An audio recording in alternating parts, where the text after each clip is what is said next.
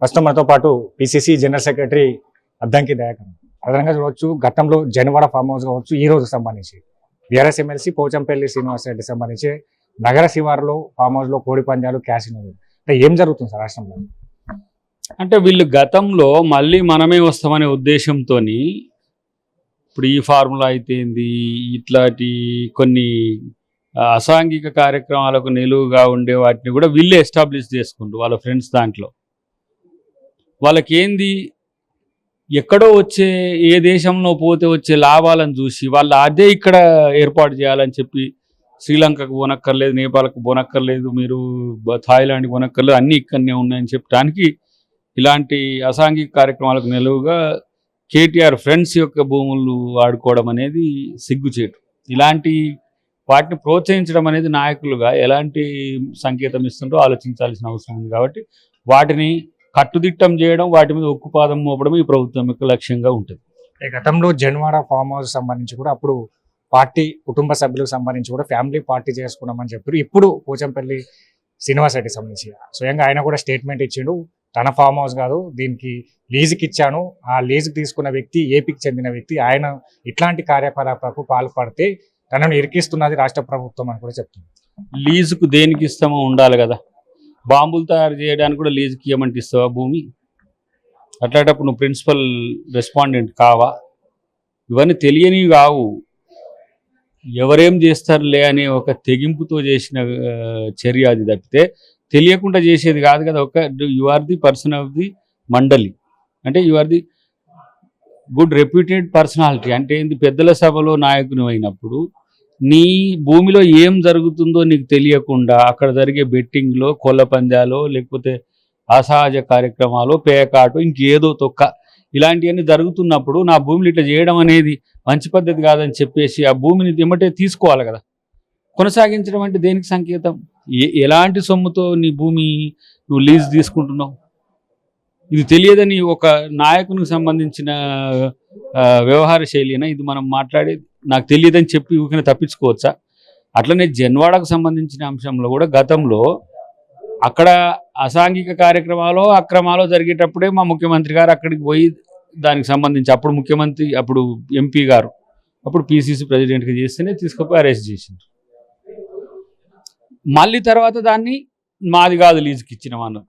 ఈ లీజుకి ఇచ్చే బూజు వ్యవహారం మీద అంత తెలుసు కాబట్టి అన్ని సాక్ష్యాధారాలతోనే పట్టుకున్నారు. ఇది మొదలు కాదు, ఇది కేవలం ఒక లిట్మస్ మాదిరిగానే మీకు చెప్తున్నాం. దీన్ని సిరీస్ ఆఫ్ యాక్షన్స్ డెఫినెట్గా ఉంటాయి. వాళ్ళ అక్రమ వ్యాపారాలు ఏమున్నాయో, ఎలాంటి దందాలు చేస్తారో వాటి మీద కూడా నిఘా ఉంటుంది. దాని పట్ల చాలా సీరియస్గా ప్రభుత్వం తీసుకుంటుందని మాత్రం చెప్పగలను. ఎందుకు బీఆర్ఎస్ నేతలకు సంబంధించి క్యాసినో కావచ్చు, మిగతా పేకాట్ సంబంధించి కావచ్చు, ఈరోజు కోళ్ళ పందాలు కావచ్చు, బీఆర్ఎస్ నేతలకు సంబంధించి ఇట్లాంటి సంఘటనలు జరుగుతూ ఉన్నాయి, నేతలు దొరుకుతా ఉన్నారు. దీని వెనక ఎవరైనా ఉన్నారా? కారణం ఇప్పుడు బీజేపీ వాళ్ళ మీద ఎందుకు జరగట్లేవు? బీజేపీ వాళ్ళు ఇట్లాంటివి చేస్తే దొరుకుతారు. దొంగతనం చేసుకుంటాం, అది బీఆర్ఎస్ అంటే ఎట్లా బ్రదర్? నాకు అర్థం కాదు. మంచి చేస్తే మంచి క్యారీ అవుతుంది. మీరు దొంగతనం చేసుకుంటే మా మీద కక్ష సాధింపు అంటే ఎట్లా? ఇక చివరికి రేపు ఎట్లా ఉంటుంది సార్, మేము కొన్ని డ్రగ్స్ సెంటర్లు పెట్టుకుంటాం, మీరు అమ్మిపియరి, అమ్మనీయకపోతే మీరు రాజకీయ కక్ష సాధింపు అంటేటుంది దరిద్రులు. ఇప్పటికే నేను ఏం చెప్పిన, తెలంగాణలో డ్రగ్స్, గాంజా లాంటివి విస్తృతంగా పెరిగి చాలా సమస్యలు యూత్ నుంచి వస్తున్నాయి.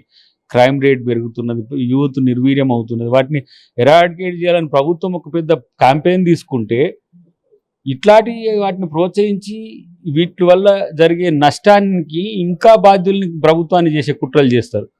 రేపు లీజు నాది కాదన్నోడు రేపు ఈ అంశాన్ని బయటపెట్టి ప్రభుత్వం కళ్ళు మూసుకుంటుందా? ఇట్లాంటివి జరుగుతున్న నగరం నడుబొడ్డున అని చెప్తే ఏం చెప్తాం మనం?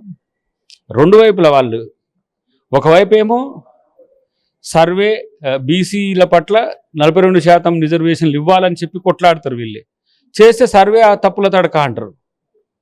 సర్వే మరి డిలే చేసి మళ్ళీ ఎన్నికల తర్వాత పెట్టుకుందామంటే చూసిన ఎన్నికలకు వెళ్ళగొట్టడానికి మళ్ళీ ఇది అంటారు. అంటే వీళ్ళ ఎటొచ్చి మనం అన్నదాన్ని కాదని చేయడానికే చేస్తున్న కుట్ర. అందుకనే ఈ 10-15 రోజులు మళ్ళీ టైం ఇచ్చిండ్రు. సర్వే కూడా అవుతుంది, ఎన్నికలు కూడా అవుతాయి. ఇవన్నీ అయిపోయినాక చేస్తాం. అంటే ఏది చూసినా మీరు ఏ చర్చ పెట్టండి, డ్రగ్స్ అమ్మిన వెంటనే మేము అమ్మలేదు, అమ్మిన దాంట్లో ఎవడైనా దొరికిండు అనుకో, దొరికితే ఆయన మావోడు కాదు. మీరు అన్నీ ఎక్కడితో ఎందుకు దొరుకుతున్నాయి? మళ్ళీ పోనీ ఇంకొకరు ఎక్కడ క్యాసినో నడుపుతుండ్రో చెప్పండి, ఎక్కడ పేకాట ఆడుతుండ్రు, ఎక్కడ డ్రగ్స్ అమ్ముతుండ్రు చెప్పండి, మీరే చెప్తే అక్కడనే పంపించేద్దాం. కాబట్టి ఇవన్నీ తప్పించుకోవడానికి, తప్పు చేసిన తర్వాత తప్పించుకోవడానికి దీని వెనక ఎవరు అన్నారు కీలకంగా BRS? వీళ్ళ వృత్తి ప్రవృత్తి అదిగా మారిపోయింది కదా. దానికి ఆ సంఘానికి నాయకుడిగానే కేటీఆర్ తేలుతున్నాడు. అది ఎందుకో తేల్చుకో ఫస్ట్.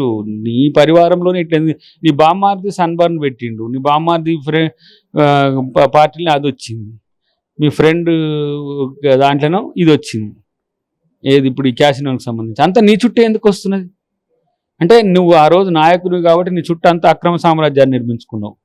ఈ అక్రమ సామ్రాజ్యానికి నిర్మించుకున్న దానికి సంబంధించి అన్ని వివరాలు కూడా సేకరిస్తాం, తస్మాత్ జాగ్రత్త అని చెప్పి కేటీఆర్ చెప్పారు. రైట్. ప్రధానంగా ఈ రోజు జరిగిన ఏదైతే కోళ్ల పందాల అంశం కావచ్చు, గతంలో జరిగిన ఫామ్ హౌస్కి సంబంధించి అంటే బీఆర్ఎస్ నేతలకు సంబంధించి కూడా ఈ కల్చర్ని రాష్ట్రానికి తీసుకొచ్చారు. దీంట్లో కీలకంగా కేటీఆర్ వ్యవహరిస్తున్నారు. దీనిపైన కూడా పూర్తి స్థాయిలో ప్రభుత్వం విచారణ జరుపుతుంది. దీంట్లో ఎవరు కూడా దోషులను కఠినంగా శిక్షిస్తూ ఉన్నది. ఇక ఇట్లాంటి కల్చర్కి తెరలేపిన బీఆర్ఎస్ పార్టీ సంబంధించి కూడా ప్రజలంతా అప్రమత్తంగా ఉండాలి. కాంగ్రెస్ ప్రభుత్వం సంబంధించి కూడా కులగణన అంశాన్ని కూడా తప్పుదోవ పట్టించే విధంగా బీజేపీ, బీఆర్ఎస్ రెండు పార్టీలు వ్యవహరిస్తున్నాయి. ప్రజలంతా కూడా గమనించాలని పిసిసి కార్యదర్శి అద్దంకి దయాకర్, చైర్పర్సన్ మనోజ్తో కలిసి హరీష్, ANN న్యూస్, హైదరాబాద్.